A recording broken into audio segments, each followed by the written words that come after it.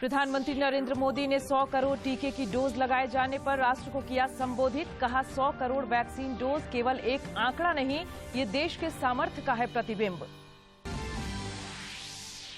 झारखंड में कोविड के 150 मामले सक्रिय। रांची में कोविड के 16 नए संक्रमित मिले। 10 मरीजों ने दी कोविड को मात।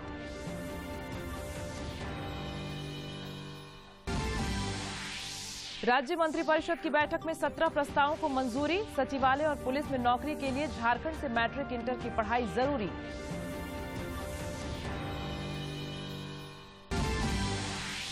और सिमडेगा में आयोजित जूनियर नेशनल हॉकी प्रतियोगिता में तमिलनाडु ने केरल को 5-0 से किया पराजित।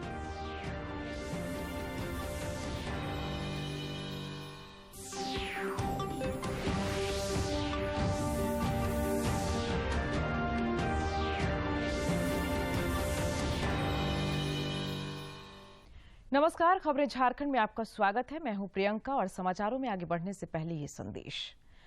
भारत ने कोविड टीकाकरण अभियान के अंतर्गत 100 करोड़ टीके लगाने का लक्ष्य हासिल कर लिया है। इस महत्वपूर्ण कार्य में योगदान करने वाले चिकित्सकों, नर्सों और अन्य स्वास्थ्य कर्मियों का दूरदर्शन अभिनंदन करता है।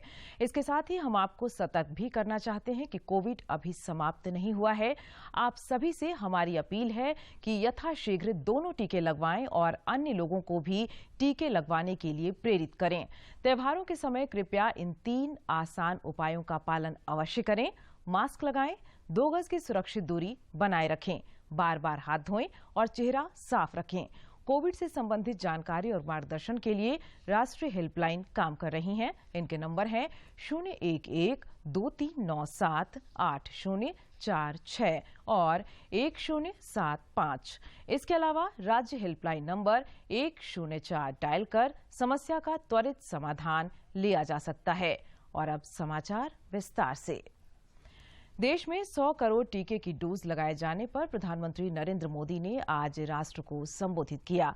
इस दौरान प्रधानमंत्री ने कहा कि 21 अक्टूबर को भारत ने 1 बिलियन कोविड-19 टीकाकरण के लक्ष्य को पूरा किया। यह उपलब्धि देश के प्रत्येक व्यक्ति की है। इस उपलब्धि के लिए हर नागरिक को बधाई देता हूं। कल 21 अक्टूबर को भारत ने 1 बिलियन 100 करोड़ वैक्सीन डोज का कठिन लेकिन असाधारण लक्ष्य प्राप्त किया है। इस उपलब्धि के पीछे 130 करोड़ देशवासियों की कर्तव्य शक्ति लगी है। इसलिए ये सफलता भारत की सफलता है, हर देशवासी की सफलता है। मैं इसके लिए सभी देशवासियों को हृदय से बधाई देता हूं। साथियों, 100 करोड़ वैक्सीन डोज ये केवल एक आंकड़ा नहीं है, ये देश के सामर्थ्य का प्रतिबिंब है, इतिहास के नए अध्याय की रचना है। प्रधानमंत्री ने राष्ट्र के नाम संबोधन में कहा कि हर छोटी से छोटी चीज जो मेक इन इंडिया हो, जिसे बनाने में किसी भारतवासी का पसीना बहा हो, उसे खरीदने पर जोर देना चाहिए और ये सबके प्रयास से ही संभव होगा। उन्होंने कहा कि भारतीयों द्वारा बनाई चीज खरीदना, वोकल फॉर लोकल होना, ये हमें व्यवहार में लाना ही होगा। एक जमाना था जब मेड इन ये कंट्री, मेड इन वो कंट्री, इसी का बोलबाला था, बहुत क्रेज हुआ करता था। लेकिन आज हर देशवासी ये साक्षात अनुभव कर रहा है कि मेड इन इंडिया की ताकत बहुत बड़ी होती है। और इसलिए आज मैं आपसे फिर ये कहूंगा कि मैं हर छोटी से छोटी चीज जो मेड इन इंडिया हो, जिसे बनाने में किसी भारतवासी का पसीना बहा हो, उसे खरीदने पर जोर देना चाहिए। और ये सबके प्रयास से ही संभव होगा। जैसे स्वच्छ भारत अभियान एक जन आंदोलन है, वैसे ही भारत में बनी चीज खरीदना, भारतीयों द्वारा बनाई चीज खरीदना, वोकल फॉर लोकल, ये हमें व्यवहार में लाना ही होगा। प्रधानमंत्री नरेंद्र मोदी ने कहा कि यह उस नए भारत की तस्वीर है जो कठिन लक्ष्य निर्धारित कर उन्हें हासिल करना जानता है। भारत का पूरा वैक्सीनेशन प्रोग्राम विज्ञान की कोख में जन्मा है, वैज्ञानिक आधारों पर पनपा है और वैज्ञानिक तरीकों से चारों दिशाओं में पहुंचा है। हम सभी के लिए गर्व करने की बात है कि भारत का पूरा vaccination programme science born, science driven और साइंस बेस्ड रहा है। वैक्सीन बनने से पहले और वैक्सीन लगने तक इस पूरे अभियान में हर जगह साइंस और साइंटिफिक अप्रोच शामिल रही है। हमारे सामने चुनौती मैन्युफैक्चरिंग को लेकर भी थी, प्रोडक्शन को स्केल अप करने की भी थी। इतना बड़ा देश, इतनी बड़ी आबादी, उसके बाद अलग अलग राज्यों में, दूर दराज इलाकों में समय से वैक्सीन पहुंचाना, ये भी किसी भागीरथ कार्य से कम नहीं था। प्रधानमंत्री ने कहा कि जब 100 साल की सबसे बड़ी महामारी आई तो भारत पर सवाल उठने लगे। क्या भारत इस वैश्विक महामारी से लड़ पाएगा? भारत दूसरे देशों से इतनी वैक्सीन खरीदने का पैसा कहां से लाएगा? उन्होंने कहा कि भांति भांति के सवाल थे, लेकिन आज ये 100 करोड़ वैक्सीन डोज हर सवाल का जवाब दे रही है। जब 100 साल की सबसे बड़ी महामारी आई तो भारत पर सवाल उठने लगे। क्या भारत इस वैश्विक महामारी से लड़ पाएगा? भारत दूसरे देशों से इतनी वैक्सीन खरीदने का पैसा कहां से लाएगा? भारत को वैक्सीन कब मिलेगी? भारत के लोगों को वैक्सीन मिलेगी भी या नहीं? क्या भारत इतने लोगों को टीका लगा पाएगा कि महामारी को फैलने से रोक सके? भांति भांति के सवाल थे, लेकिन आज ये 100 करोड़ वैक्सीन डोज हर सवाल का जवाब दे रहा है। भारत ने अपने नागरिकों को 100 करोड़ वैक्सीन डोज लगाई है और वो भी मुफ्त, बिना पैसा लिए। प्रधानमंत्री नरेंद्र मोदी ने कहा कि देश विदेश की अनेक एजेंसीज भारत की अर्थव्यवस्था को लेकर बहुत सकारात्मक है। आज न सिर्फ रिकॉर्ड इन्वेस्टमेंट आ रहा है, बल्कि युवाओं के लिए रोजगार के नए अवसर भी बन रहे हैं। स्टार्टअप्स में रिकॉर्ड इन्वेस्टमेंट के साथ ही रिकॉर्ड स्टार्टअप्स यूनिकॉर्न बन रहे हैं। साथियों, आज चारों तरफ एक विश्वास है, उत्साह है, उमंग है। समाज से लेकर इकोनॉमी, हम हर तबके पर देखें, ऑप्टिमिज्म, ऑप्टिमिज्म, ऑप्टिमिज्म ही नजर आता है। एक्सपर्ट्स और देश विदेश की अनेक एजेंसीज भारत की अर्थव्यवस्था को लेकर बहुत सकारात्मक है।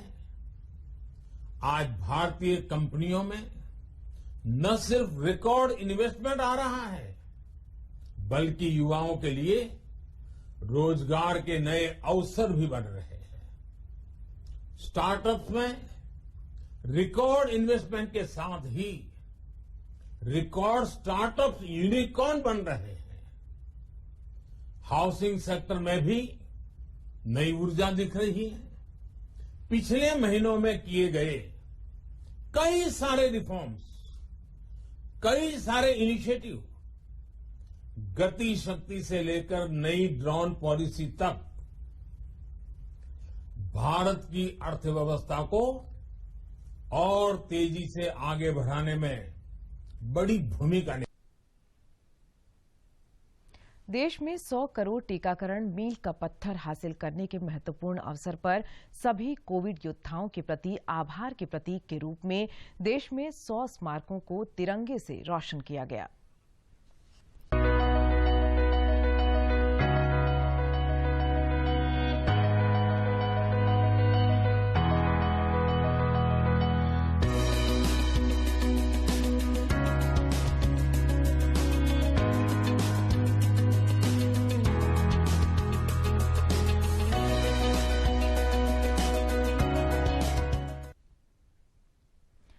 केंद्र सरकार के निर्देश पर देश में 100 करोड़ कोरोना वैक्सीनेशन का लक्ष्य पूरा होने के उपलक्ष्य में भारतीय पुरातत्व सर्वेक्षण विभाग की ओर से गुमला जिले के नवरत्नगढ़ किला को तिरंगे के रंग में सजाया गया।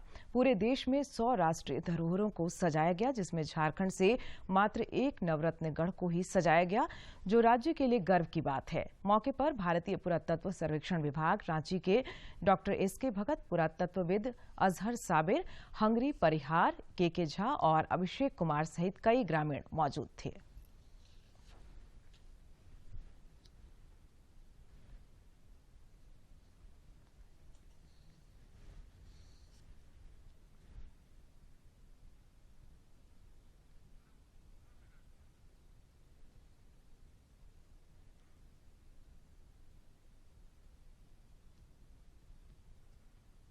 से तो हम लोग नगर जो है सो बहुत पुराना जगह है, जो कि राजा महाराजा का स्थली था, गिरी था, यहाँ बहुत गढ़ था बहुत पहले।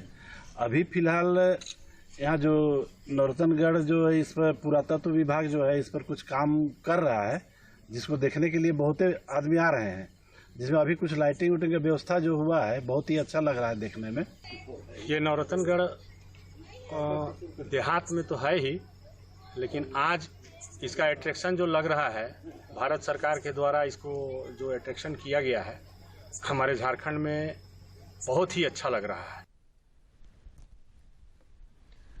झारखंड में कोविड के 150 मामले सक्रिय हैं। स्वास्थ्य विभाग के अनुसार पिछले 24 घंटे के दौरान रांची में कोविड के 16 नए संक्रमित मिले हैं, जबकि 10 मरीजों ने कोविड को मात देने में सफलता हासिल की है।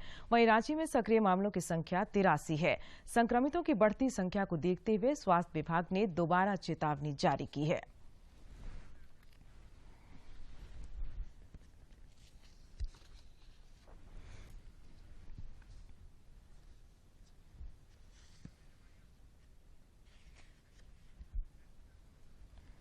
केंद्रीय मंत्रिमंडल ने केंद्र सरकार के कर्मचारियों और पेंशन भोगियों को महंगाई भत्ते की एक और किस्त जारी करने को मंजूरी दे दी है।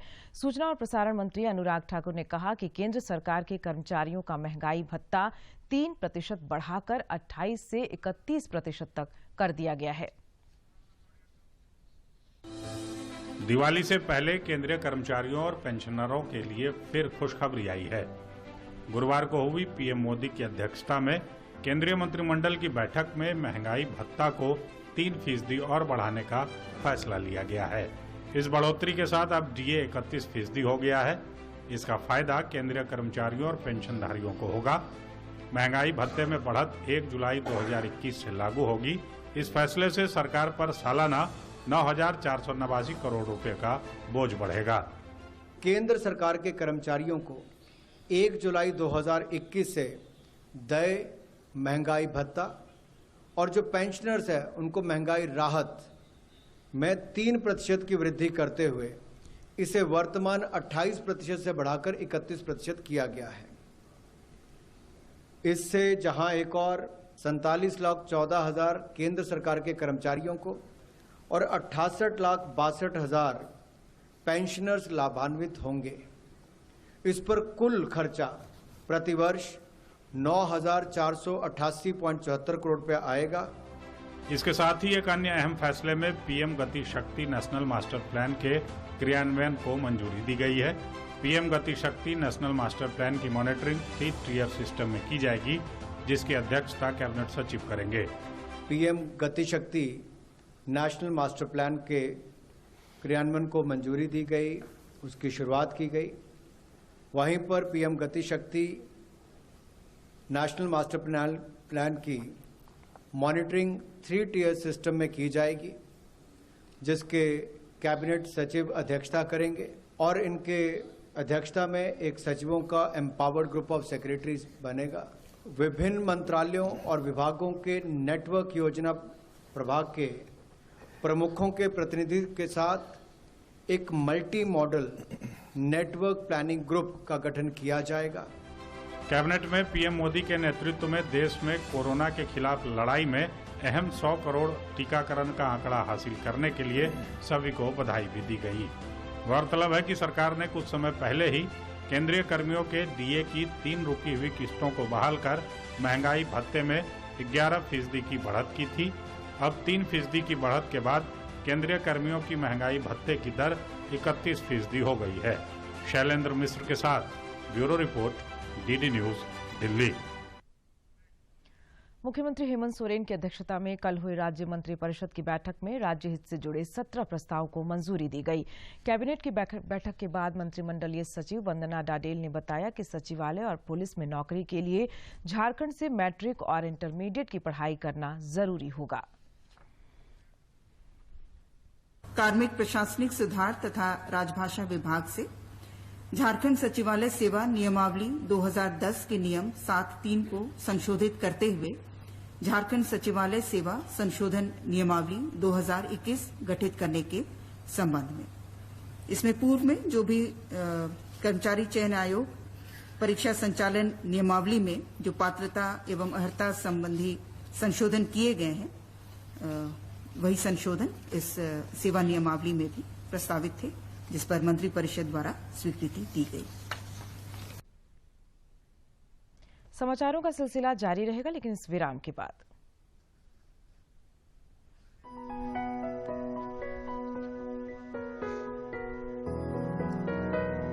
ममता, ए ममता।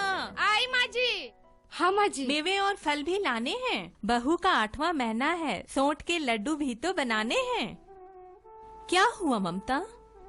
माँ जी, मेरी दीदी भी तो पेट से है, मगर हम लोग उसको भर पेट खाना नहीं देने पाते हैं। तो घबरा मत ममता, गांव की आंगनवाड़ी सेविका या एएनएम दीदी से मिल। उससे क्या होगा माँ जी? अरे तेरी दीदी की प्रसव की पहले की देखभाल और सलाह मिलेगी एकदम मुफ्त। ऐसा? हाँ। तो हम जाए माँ जी? अरे कहाँ, बाजार की आंगनबाड़ी। आंगनबाड़ी। स्वस्थ माता तो स्वस्थ बच्चा, स्वस्थ बचपन तो भविष्य अच्छा। नहीं, पानी तो पिला दो। 6 महीने तो होने दे। दादी, ना दे दो। रुक जा, पहले 6 महीने तो होने दे। कुछ भी क्यों नहीं? क्योंकि 6 महीने से पहले कुछ और खिलाया पिलाया तो हो जाएगा 10। 6 महीने तक सिर्फ मम्मी का ही दूध, समझी? अरे वाह। खबर झारखंड में आपका फिर स्वागत है। सिमडेगा में आयोजित नेशनल जूनियर हॉकी प्रतियोगिता के तीसरे दिन तमिलनाडु ने केरल को 5-0 से पराजित किया। इससे पहले कल महाराष्ट्र की टीम ने गुजरात को 23-0 से मात दी।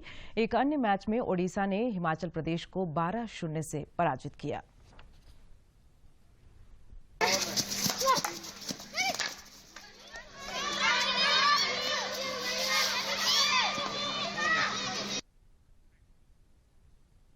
सूचना और प्रसारण मंत्री अनुराग ठाकुर ने कहा है कि 52वां अंतर्राष्ट्रीय भारतीय फिल्म महोत्सव गोवा में 20 से 28 नवंबर तक आयोजित होगा। 21 जब दुनिया भर के सिने प्रेमियों की निगाहें होंगी भारत पर, क्योंकि भारत के सबसे खूबसूरत राज्यों में शुमार गोवा में आगाज होगा भारत के 52वें अंतर्राष्ट्रीय फिल्मोत्सव का।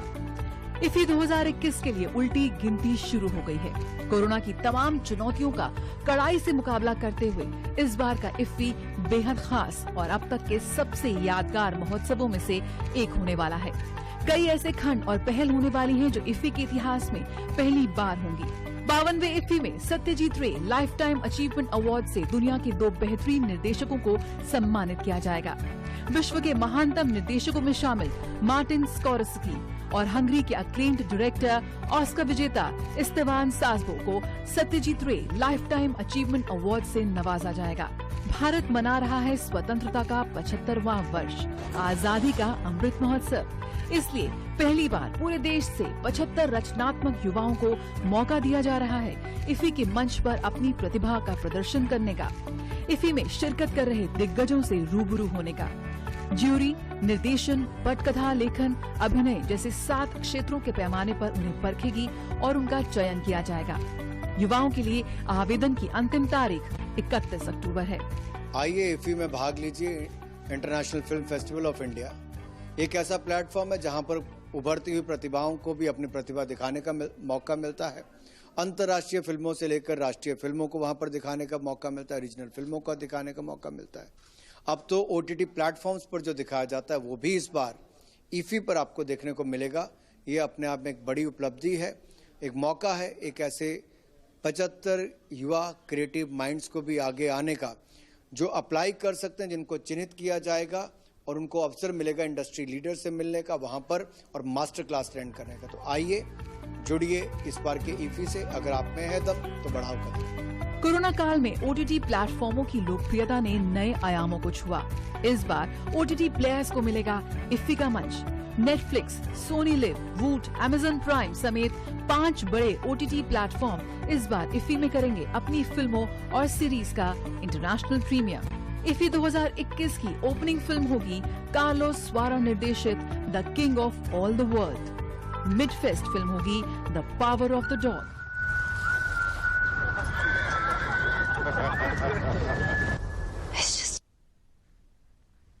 भारत और यूके की तीनों सेनाओं का इन दिनों युद्धाभ्यास चल रहा है जो 27 अक्टूबर तक चलेगा। स्ट्राइक ग्रुप HMS एलिजाबेथ को F-35 लड़ाकू विमानों और नौसेना डिस्ट्रॉयर और एक पनडुब्बी के साथ अभ्यास में उतारा है। वहीं भारतीय नौसेना की तरफ से 3 स्टील्थ गाइडेड मिसाइल डिस्ट्रॉयर और 2 स्टील्थ फ्रीगेट और MiG-29 के और कामोव 31 हेलीकॉप्टर सैन्य अभ्यास में भाग ले रहे हैं। और हमारे साथ हमारी सहयोगी नंदिता डागर इस वक्त आशा अपडेट के साथ मौजूद हैं। Nandita, good morning. और सवाल तो यही कि भारत और ब्रिटेन के बीच जो ये संयुक्त युद्धाभ्यास चल रहा है। T20 क्रिकेट विश्व कप में बांग्लादेश ने पापुआ न्यू गिनी को 84 रन से हराकर सुपर 12 चरण के लिए क्वालिफाई कर लिया है। जीत भी रही। ओमान की टीम पहले खेलते हुए सिर्फ 122 रन ही बना सकी। जवाब में स्कॉटलैंड ने लक्ष्य को 17 ओवर में 2 विकेट पर हासिल कर लिया। इससे पहले टीम ने बांग्लादेश और PNG को भी हराया था। टीम ग्रुप में टॉप पर रही। बांग्लादेश की टीम 4 अंक के साथ दूसरे स्थान पर रही। ओमान तीसरे और PNG चौथे स्थान पर रही। लक्ष्य का पीछा करने उतरी स्कॉटलैंड ने अच्छी शुरुआत की। जॉर्ज मुनसे और कप्तान काइल कोएत्जर ने पहले विकेट के लिए 33 रन जोड़े। मुनसे को फयाज भट्ट ने आउट किया। इसके बाद 75 के स्कोर पर कोएत्जर भी आउट हो गए। उन्होंने 28 गेंद का सामना किया, 2 चौके और 3 छक्के भी लगाए। उनका विकेट खावर अली को मिला। इस जीत के बाद स्कॉटलैंड की टीम को सुपर 12 में भारत के साथ ग्रुप में जगह मिली है, जहां भारतीय टीम के अलावा वहां अफगानिस्तान, न्यूजीलैंड और पाकिस्तान की टीमें भी हैं। प्रधानमंत्री नरेंद्र मोदी 24 अक्टूबर को आकाशवाणी पर मन की बात कार्यक्रम में देश विदेश के लोगों के साथ अपने विचार साझा करेंगे। आम लोग 22 अक्टूबर तक इस कार्यक्रम से जुड़े सुझाव रिकॉर्ड करा सकते हैं।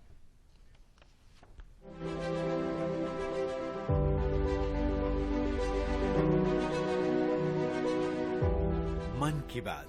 माननीय प्रधानमंत्री श्री नरेंद्र मोदी भारत की जनता से साझा करेंगे अपने मन की बात रविवार 24 अक्टूबर सुबह 11 बजे। माननीय प्रधानमंत्री के प्रसारण के तुरंत बाद मन की बात का प्रादेशिक भाषाओं में अनुवाद आकाशवाणी और दूरदर्शन के संबद्ध प्रादेशिक केंद्रों से किया जाएगा। मन की बात के प्रादेशिक भाषाओं में अनुवाद का पुनः प्रसारण रात 8 बजे आकाशवाणी और दूरदर्शन के सभी प्रादेशिक केंद्रों से किया जाएगा। तो याद रखें, रविवार 24 अक्टूबर सुबह 11 बजे मन की बात। आजादी का सफर के आज की कड़ी में देखते हैं अशफाक उल्लाह खान और विट्ठल भाई पटेल की कहानी।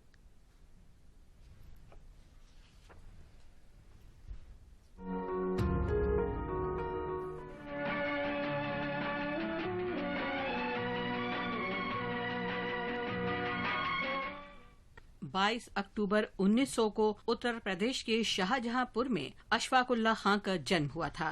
उन्होंने अपने बड़े भाई से राम प्रसाद बिस्मिल की बहादुरी की कहानियां और उनकी उर्दू शायरी के बारे में सुना था। जब 1922 की चौरी चौरा की घटना ने गांधी जी को असहयोग आंदोलन को समाप्त करने के लिए प्रेरित किया, तो अशफाक उल्लाह खान भी उन कई युवाओं में से एक थे जिन्हें आंदोलन वापस लेने से निराशा हुई थी। 1920 के दशक के मध्य में अशफाक उल्लाह खान और राम प्रसाद बिस्मिल ने हिंदुस्तान सोशलिस्ट रिपब्लिकन एसोसिएशन की स्थापना की, जिसका उद्देश्य सशस्त्र क्रांति के माध्यम से देश को आजादी दिलाना था।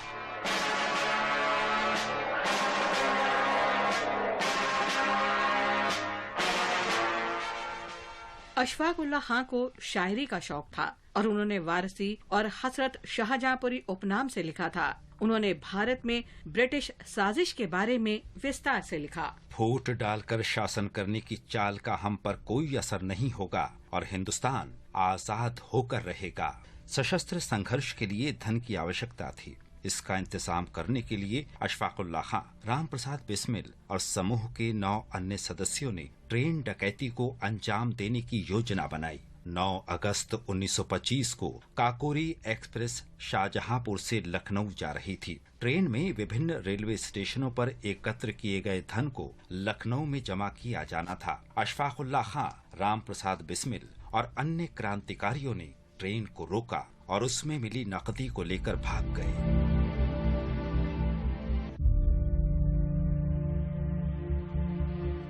लूट के 1 महीने के अंदर ही उन्हें गिरफ्तार कर लिया गया। मामले की सुनवाई लगभग 18 महीने तक चली। अशफाक उल्लाह खान, राम प्रसाद बिस्मिल, राजेंद्र लाहिड़ी और रोशन सिंह को मौत की और अन्य को उम्र कैद की सजा सुनाई गई। 27 साल की उम्र में अशफाक उल्लाह खान को फैजाबाद जेल में फांसी दे दी गई थी। फांसी से पहले अंतिम इच्छा पूछे जाने पर अशफाक उल्लाह खान ने कहा, कुछ आरजू नहीं है आरजू तो ये है, रख दे कोई जरा सी खाके वतन कफन में। उनके गृह नगर शाहजहांपुर में।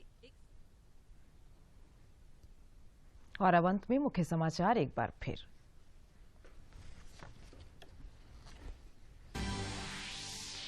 प्रधानमंत्री नरेंद्र मोदी ने 100 करोड़ टीके की डोज लगाए जाने पर राष्ट्र को किया संबोधित। कहा, 100 करोड़ वैक्सीन डोज केवल एक आंकड़ा नहीं, ये देश के सामर्थ्य का है प्रतिबिंब। झारखंड में कोविड के 150 मामले सक्रिय। रांची में कोविड के 16 नए संक्रमित मिले। 10 मरीजों ने दी कोविड को मात। राज्य मंत्रिपरिषद की बैठक में 17 प्रस्तावों को मंजूरी। सचिवालय और पुलिस में नौकरी के लिए झारखंड से मैट्रिक इंटर की पढ़ाई जरूरी।